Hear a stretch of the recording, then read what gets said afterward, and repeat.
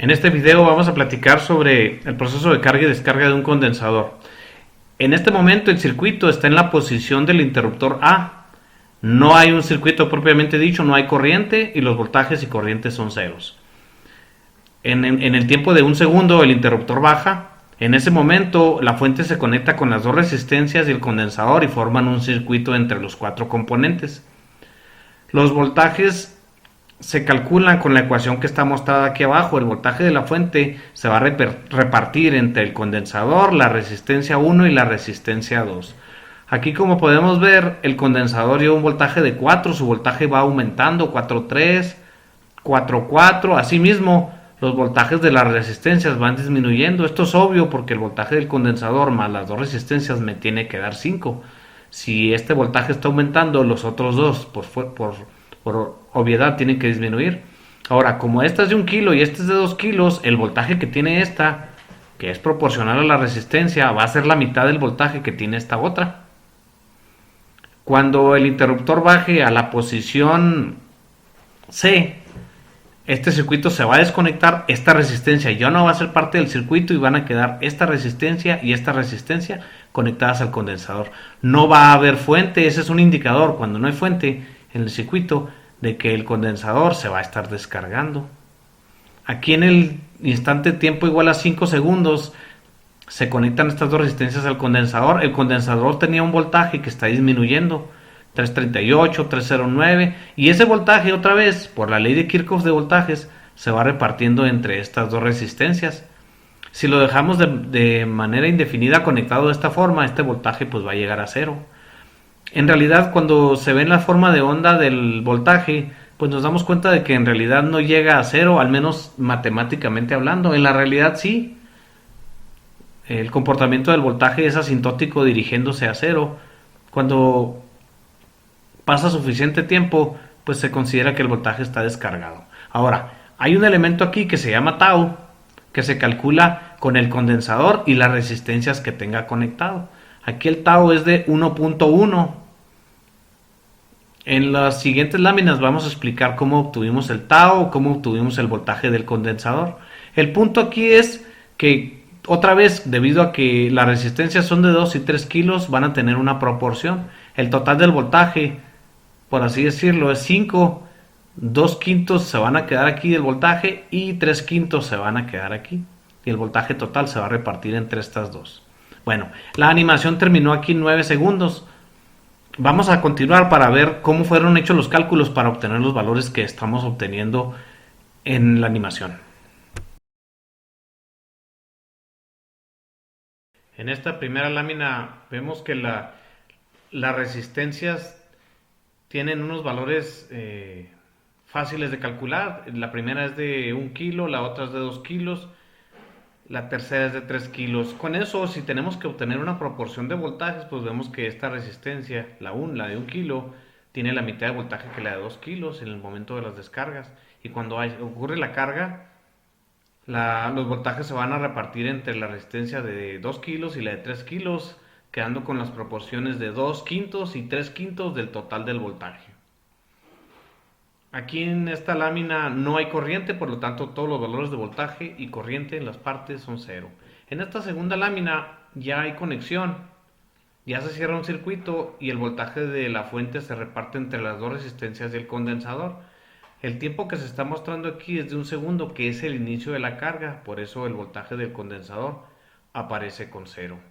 Las resistencias aparecen con la diferencia entre 0 y 5 volts, 1.6 volts para la de 1 kilo y 3.3 volts para la de 2 kilos. Para este circuito el cálculo de tau se realizó con el producto de las dos resistencias y el condensador. Por eso dio 0.66.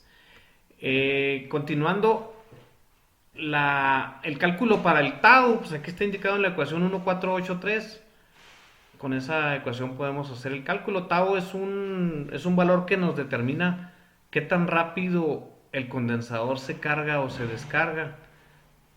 Si hablamos de otros circuitos, si la representación o el significado de tau se refiere a qué tan rápido responde el sistema ante las señales que se le aplican. En la siguiente lámina Estamos calculando el voltaje del condensador, para eso usamos la fórmula que se indica ahí como 1484. El voltaje del condensador va a ser igual al voltaje de la fuente por 1 menos el exponencial de menos el tiempo sobre el tau. Y como ejemplo del cálculo, se ve aquí que para los valores que tenemos en donde el tiempo es, aunque dice que es un segundo, en realidad es cero, porque el tiempo de carga en un segundo es cero, dado que el interruptor acaba de cambiar a la posición que lo vemos. Los valores se están sustituyendo aquí, en BC igual a 5 por 1 menos C a la menos 0, y pues eso nos daría 1 menos 1, nos daría 0 por 5, nos daría 0 el voltaje del condensador. En esta siguiente lámina tenemos que el cálculo en 1.1 ya transcurrió algo de tiempo, ya transcurrió 0.1 segundos de carga, y entonces pues para esos valores ya tenemos cierto voltaje adquirido en el condensador. Dado que estamos calculando las resistencias con la ley de Kirchhoff, bueno, pues el voltaje de las resistencias va a ser la diferencia entre ese valor que obtuvimos en el voltaje del condensador y los 5 volts.